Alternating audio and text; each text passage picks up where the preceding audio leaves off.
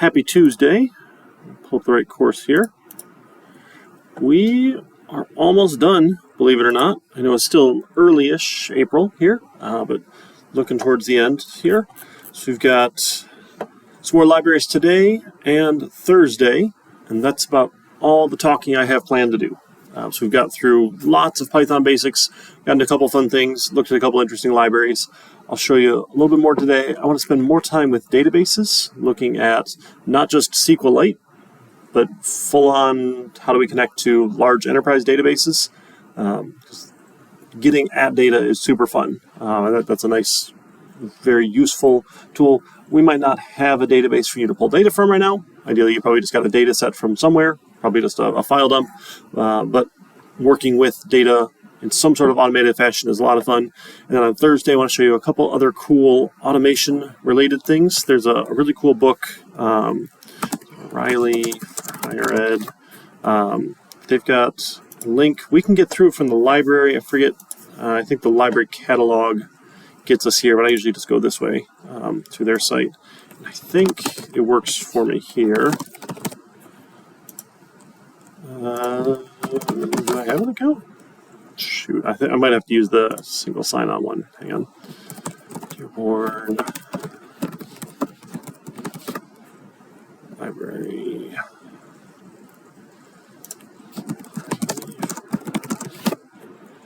Does this take us to the right catalog? Might not. No, that's a terrible link. Databases. That's what I wanted, databases.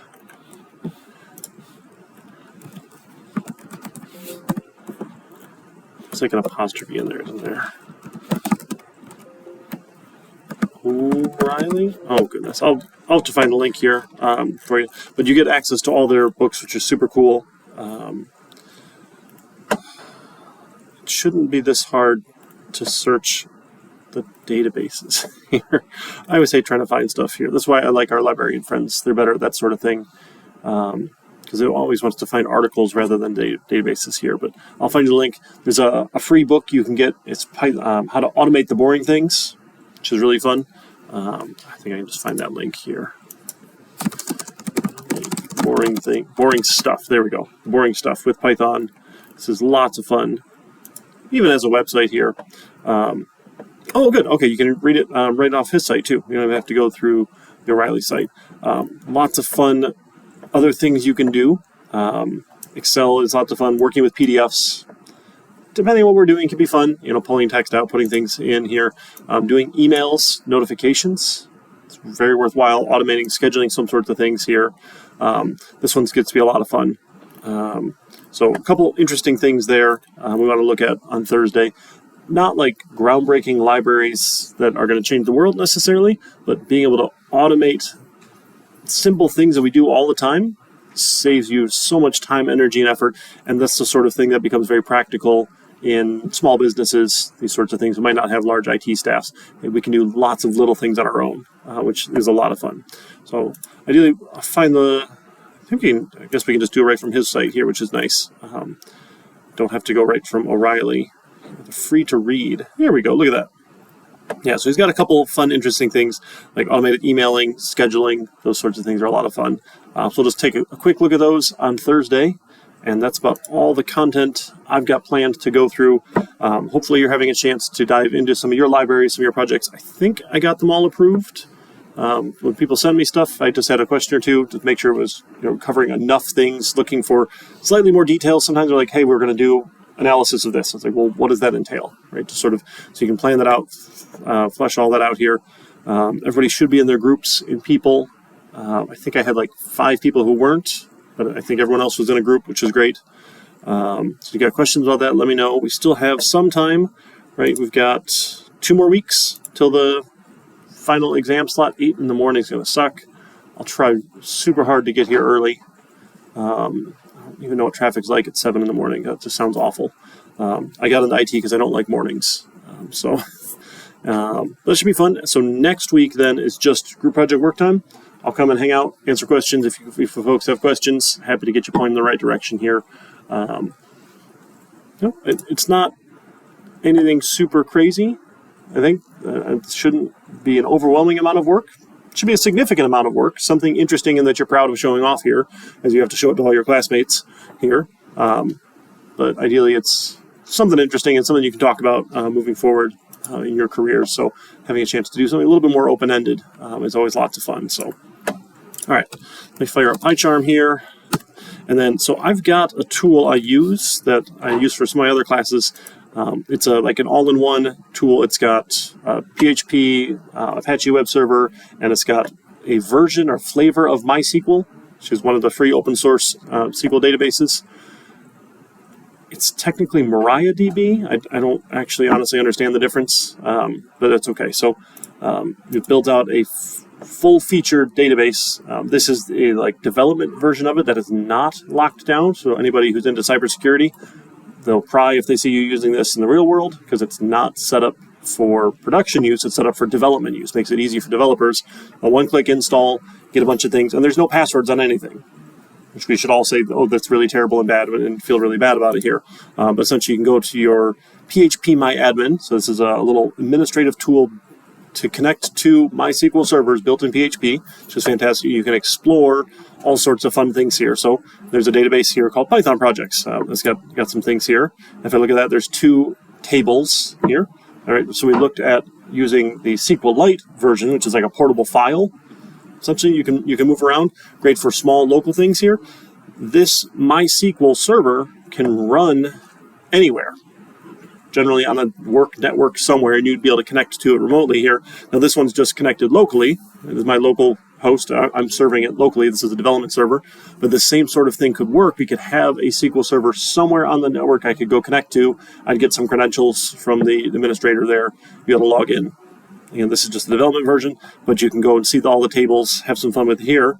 I have like a mailings table, has some lists of names and companies and addresses. And I might want to do something with it here.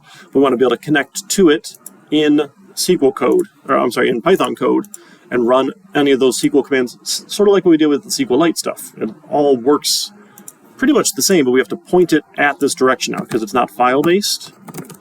Enter 2025. This is, I don't want to call it MySQL. More databases. More databases. There we go. Make a script.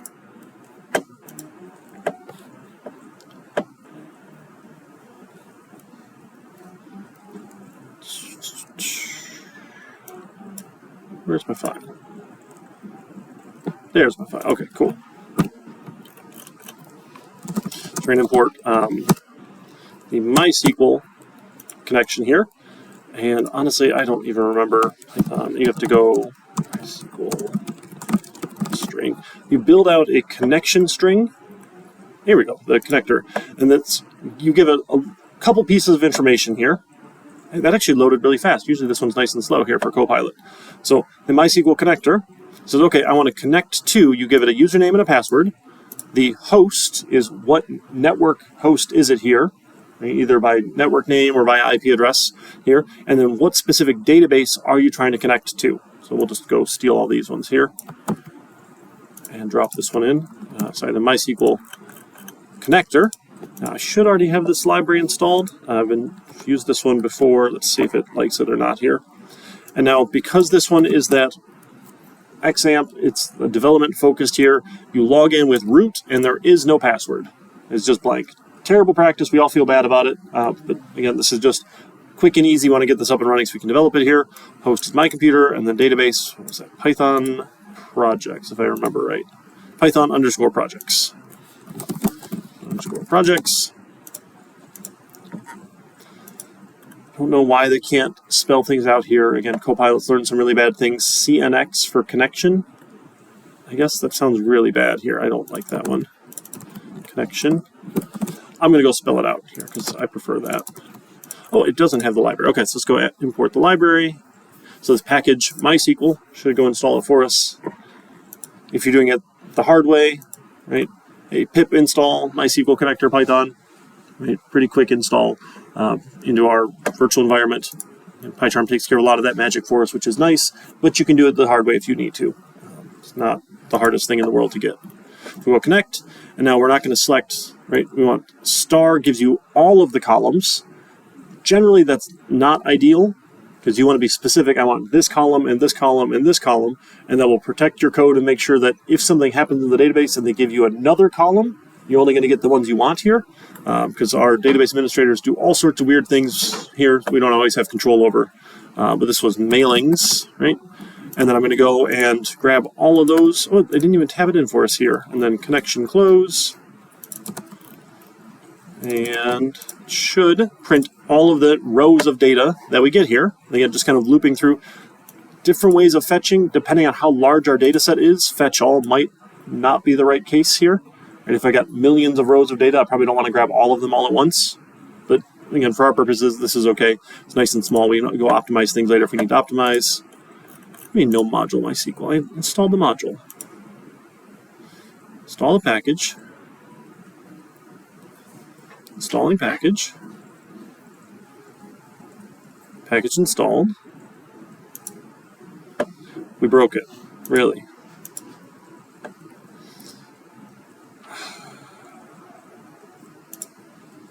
All right, go to our settings. Check out our packages over here.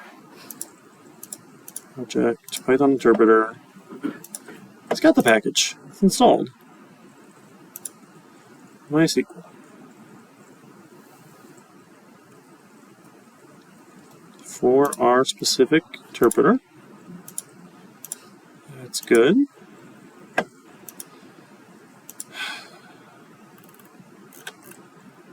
It is installed. Right, let's try removing it and re-adding it. MySQL. Let's remove that one.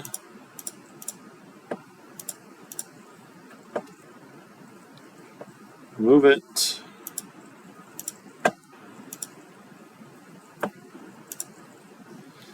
Try the package again.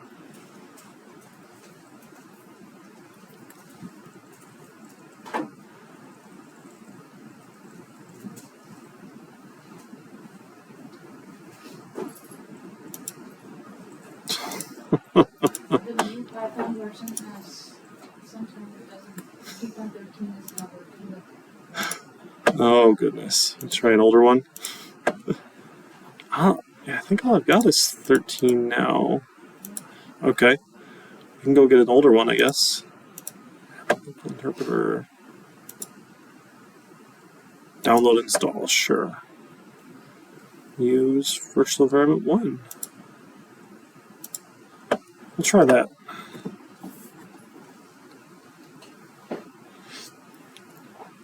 I was just running programs with this. It's interesting.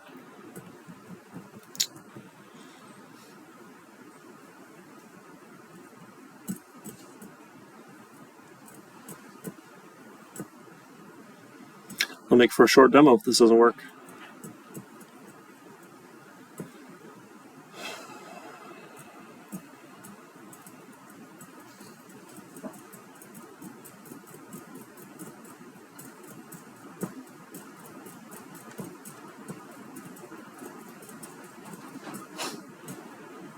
Come on.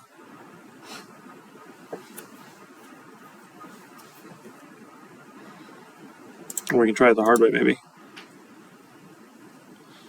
See which one goes faster. Let's GitHub 8.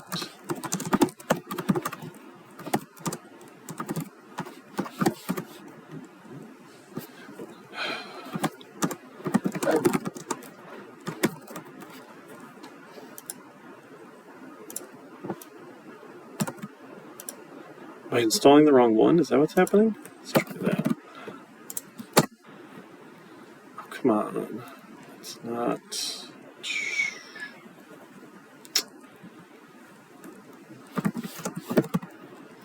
Yeah, I don't have pip here. Oops.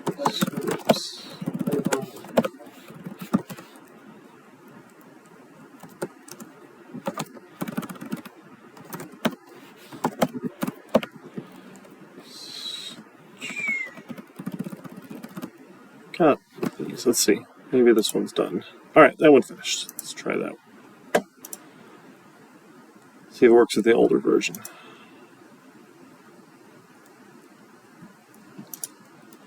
Maybe. It's This laptop is so slow. Come on.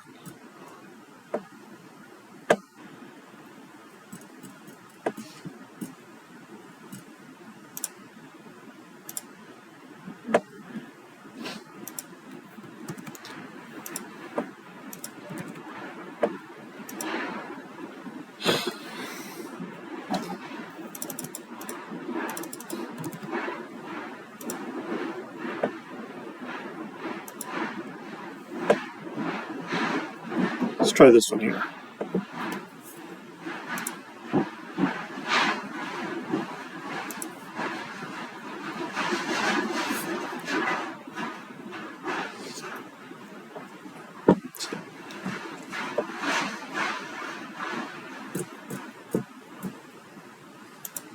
Red line went away. Hey! Alright, so either using the right package name or the earlier version of Python. I should have done two things at once. That one seemed to work. That's exciting. So if we use the right one here, I guess the magic doesn't work all the time, which is sad. Alright, but we connect in and we get all of the individual rows off of this table here. Again, the star is not ideal here. If we had the names here, it's better to use the name. So I've got name, company, and address is the better way to do this. I want name, company, and address. Okay. It doesn't look any different here, but I'm not selecting everything all at once here. I'm selecting specific fields so that if something changes down the road, they add another field to this table, my code will still do the same thing that I want it to do here. So being able to just grab them all is fine. Really, it's much more interesting when we go and insert data. It gets to be a lot more fun here. So let's go see if we can add some data. So I've got my cursor already. I should be able to go execute another one here. So I want to insert into mailings. Excuse me. And then I want values. So I'm going to tell it, all right, I need a name, a company, and an address. So let's see if I can add myself here. Name, Eric, company, test, and an address, 123 Main Street. Help if I spell that. That's why it's yelling at me here. So if you want to go add some data, we want to do that first, right, before we go and actually run our query. And then we get new data added in.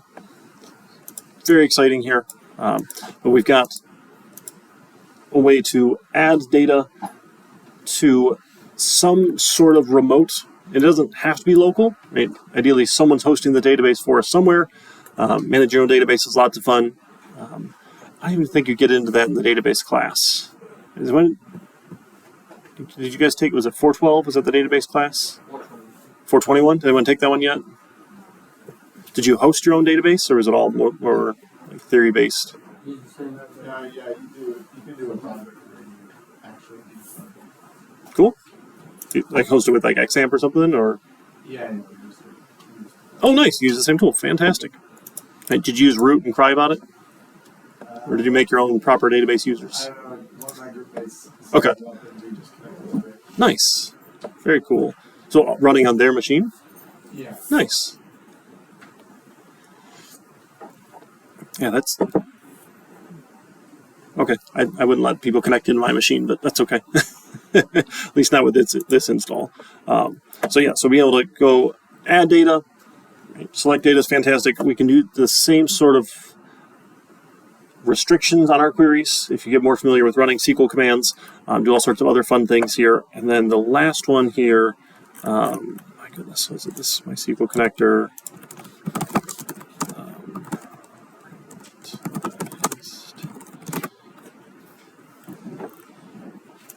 It's this one here. Yes, okay, so when you go and add text here, I just want to spend a little bit of time here talking about this one. One of the common issues you run into is if you're dealing with someone else giving you input, and you just take their input and you want to throw that in your database, so some sort of user registration or whatever it happens to be here. You have to be careful to not take their string and just try and stick it in the database, because bad things can happen. It's a very well-known SQL injection attack. Let's see if we can SQL injection geek for geeks. This one here, OWASP. So OWASP is a well-known software vulnerability education sort of organization here. So they'll go through and they'll profile the top 10 software vulnerabilities here. And SQL injection has like always been on that list, and it drives me crazy because we have software that keeps this from happening, and people just are too lazy to use it, which I don't understand why.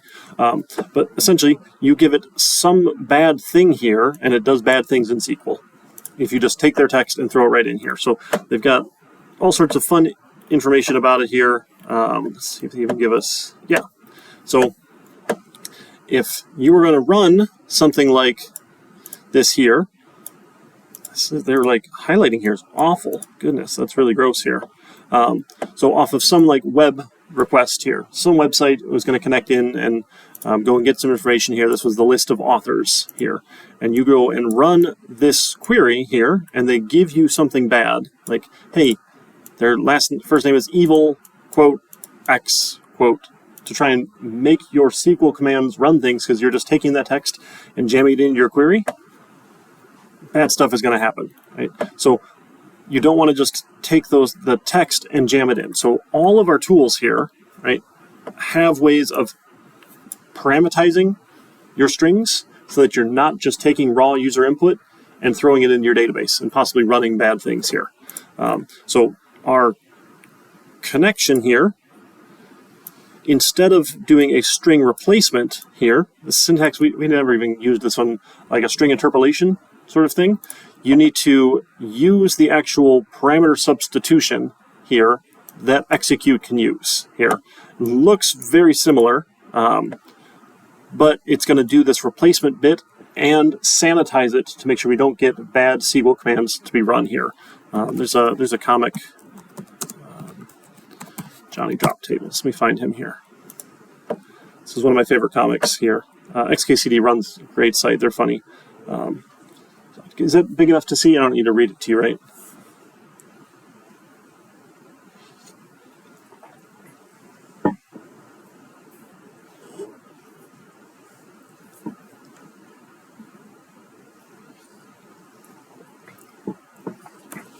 So if you just take someone's input here and run it, jam it into your query and hit run, you might do some bad things here. And this is that idea. So if their command ends the string here, right, and then runs a drop table, drop will erase a table. Not a very friendly command to run here. Most people get upset when you drop their tables, that sort of thing. So just use the proper sanitizing for your queries here so you don't run into that. So we can do the built-in substitution here. Bring this down a line. So I would have, and this one is obnoxious, %s for strings substitutions. I don't know who came up with this, but sure. So if I want to substitute in 3 strings, I give it, here's the first string, here's the second string, here's the third string. I don't even remember having to quote those or not. Let's see. Yeah, I don't even need to quote them here, which is a little bit nicer too as well. So I can just do, hey, here it is, here it is, here it is, here it is. And then I'll give it those 3 values afterwards. So I had Eric and was it test company and 1, 2, 3 main. Right? Nope, I'm outside of. That needs to be in its own set, in its own tuple here. There we go. So this is the parameters tuple. There we go. One more set of parentheses here. So it's saying, hey, here's the parameters it's going to start substituting in for me here. So again, this is the use the parameter substitution to protect against SQL injection. So can't spell.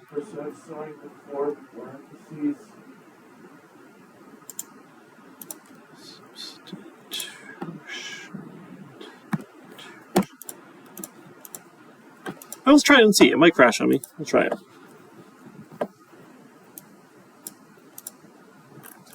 Did it fail? Quietly? Didn't give me. Oh, I had test company already. Yeah, I added that one here. Test company 2.